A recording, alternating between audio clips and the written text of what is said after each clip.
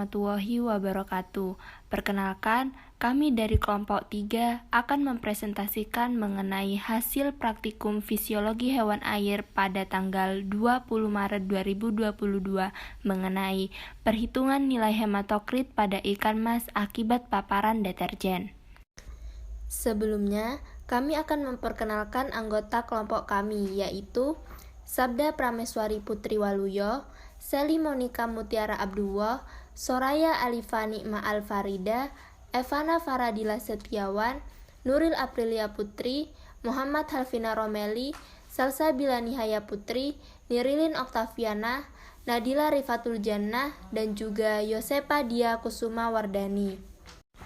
Materi yang akan kami bahas di presentasi kali ini yaitu: pertama, topik atau penjelasan; yang kedua, alat dan bahan; yang ketiga, langkah-langkah; dan yang terakhir adalah hasil dan kesimpulan. Baik, sekarang kita masuk ke materi yang pertama, yaitu mengenai topik atau penjelasan. Dimulai dari definisi hematokrit sendiri.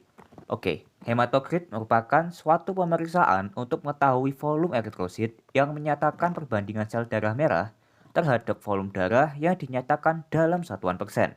Dan nilai hematokrit ini merupakan salah satu cara untuk menentukan konsentrasi darah merah memiliki kadar yang tinggi, rendah, maupun normal. Dan selanjutnya kita masuk ke definisi dari deterjen. Deterjen merupakan suatu bahan kimia sebagai pembersih yang berbentuk cair maupun serbuk. Dan komponen bahan kimianya sendiri terdiri dari berbagai macam unsur kimia, serta mengandung senyawa petrokimia atau surfaktan sintetik lain yang dapat menurunkan tegangan permukaan air. Selanjutnya mengenai hubungan hematokrit ikan mas pada paparan deterjen. Deterjen merupakan faktor yang menjadi pembatas dalam melakukan uji terhadap ketahanan ikan pada hematokrit. Nilai hematokrit akan mempengaruhi keadaan ikan. Apabila kadar hematokrit tinggi, maka ikan mengalami stres. Kondisi ini timbul karena jumlah eritrosit dalam darahnya tinggi. Kadar yang tinggi juga dapat menyebabkan proses hematopoiesis atau proses pembentukan sel darah akan mengalami gangguan. Kemudian, apabila ikan memiliki kadar hematokrit di bawah kadar yang ditentukan, maka ikan akan mengalami anemia. Adapun kadar normal nilai hematokrit pada ikan mas adalah 21,42 sampai 42,29%. Hemoglobin dan eritrosit memiliki hubungan yang erat dan sejalan. Rendahnya kadar hemoglobin menyebabkan laju metabolisme menurun dan energi yang dihasilkan menjadi rendah. Hal ini akan membuat ikan menjadi lemah dan tidak memiliki nafsu makan atau nafsu makannya menurun, serta terlihat diam di dasar perairan. Ikan juga akan mengalami infeksi ditandai dengan nafsu makan yang berkurang, maka nilai hematokrit darah juga akan mengalami penurunan. Alat dan bahan yang digunakan dalam praktikum. Alat yang digunakan antara lain adalah dissecting kit yang berfungsi untuk membelah ikan uji, penjepit arteri berfungsi untuk menjepit bagian saluran darah aorta ventralis, pipa kapiler heparinized berguna untuk menampung sampel darah segar, beaker glass berfungsi sebagai wadah penampung media mengukur dan melarutkan larutan, saringan ikan berfungsi untuk mengambil ikan dari akuarium, wadah air berguna sebagai media penampung air yang digunakan untuk pengamatan tingkah laku ikan selama percobaan, pengaduk atau spatula berfungsi untuk mengaduk campuran air dengan cairan deterjen, centrifuge hematokrit berfungsi untuk memisahkan komponen hematokrit dari plasma darah dengan cara memutar sampel pada kecepatan tinggi. Selanjutnya ada mikropipet, berfungsi untuk memindahkan cairan deterjen ke dalam wadah yang berisi air. Wax atau malamilin berfungsi untuk menyumbat salah satu ujung pipa kapiler yang telah berisi darah segar ikan. Tabung centrifuge berfungsi untuk menampung bahan atau sampel darah ikan yang akan diendapkan dalam mesin centrifuge. Selanjutnya ada penggaris, berfungsi untuk mengukur panjang cairan hematokrit dan plasma darah pada tabung sentrifuge sebelum dan setelah disentrifugasi. Suntikan berfungsi untuk mengambil sampel darah pada ikan. Adapun bahan-bahan yang diperlukan, yang pertama ada ikan mas komet sebanyak 2 ekor, deterjen sebanyak 400 ppm, dan air sebanyak 2 liter. Selanjutnya, yang ketiga, prosedur pengerjaan. Prosedur pengerjaan yang dilakukan dalam praktikum ini adalah sebagai berikut. Yang pertama, cuci bersih wadah yang akan digunakan.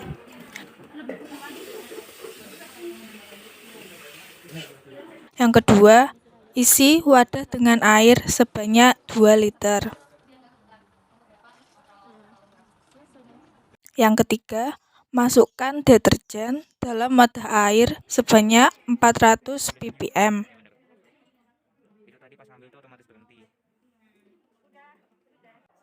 Kemudian, langkah keempat yaitu ikan mas akan dimasukkan ke dalam wadah air yang telah mengandung 400 ppm deterjen dan akan didiamkan selama 60 menit. Selanjutnya, langkah kelima, amati tingkah laku ikan seperti melalui pergerakan operkulumnya.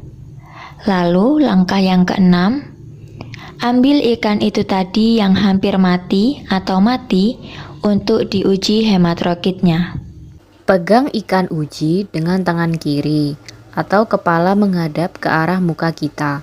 Tusuk bagian anterior kepala ikan dengan sonde tepat di bagian otak depan hingga terasa ada rongga. Putar sonde perlahan-lahan sehingga otaknya rusak dan ikan akan pingsan. Kemudian, bedah ikan pada bagian dekat insang dan sebagian perut bagian anterior, hingga terlihat organ jantung yang berdenyut secara teratur, atau ekspos organ jantung dengan sinus venosus yang terlihat pucat. Langkah selanjutnya, dengan menggunakan penjepit arteri, jepit aorta ventralis, lalu biarkan beberapa saat hingga sinus venosus terisi penuh oleh darah.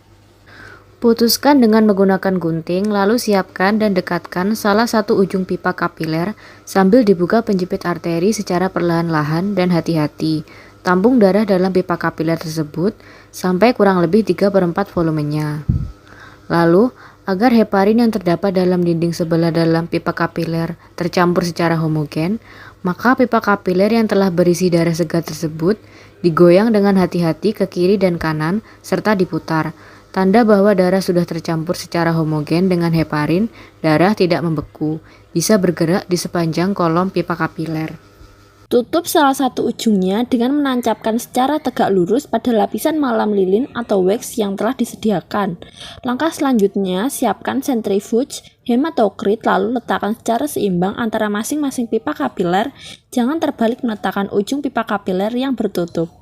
Langkah selanjutnya yaitu centrifuge selama 4 menit pada kecepatan 12.000 rpm. Setelah selesai di centrifuge, letakkan pipa kapiler yang sudah terbagi dua bagian besar darah tersebut, plasma dan sel darah.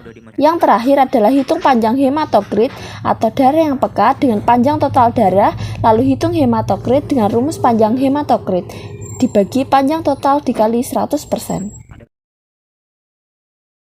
Berdasarkan hasil percobaan dalam 2 liter air, 400 ppm deterjen, dan 2 ekor ikan, didapat panjang sebelum sebesar 5,5 cm, panjang setelah sebesar 3,5 cm, panjang darah yang pekat atau hematokrit sebesar 0,5 cm, panjang plasma atau darah yang tidak pekat sebesar 3 cm. Kemudian, persentase hematokrit didapat dari persamaan hematokrit per panjang total dikali 100% dan didapat hasil 14,28%. Kesimpulan, tes hematokrit merupakan pemeriksaan yang dilakukan untuk mengukur jumlah sel darah merah di dalam darah. Jika hasil tes menunjukkan level hematokrit rendah atau di bawah rentang normal, maka hal ini menandakan bahwa jumlah sel darah merah di dalam tubuh sedang berkurang. Kadar hematokrit pada ikan normal adalah sebesar 20%. Apabila kadar hematokrit rendah, maka kadar hemoglobin juga rendah, dan ikan akan mengalami gangguan dalam pengangkutan oksigen untuk pernafasan dan akhirnya mati. Pada hasil percobaan, didapat kadar hematokrit pada ikan sebesar 14,28%. Maka dapat disimpulkan bahwa keberadaan deterjen di perairan dapat mempengaruhi kadar hematokrit ikan, hingga menyebabkan kematian. Berikut merupakan sumber referensi yang kami gunakan. Demikian presentasi yang dapat kelompok kami lakukan. Mohon maaf bila ada kalimat yang tidak sesuai, dan terima kasih atas perhatian dari saudara semua.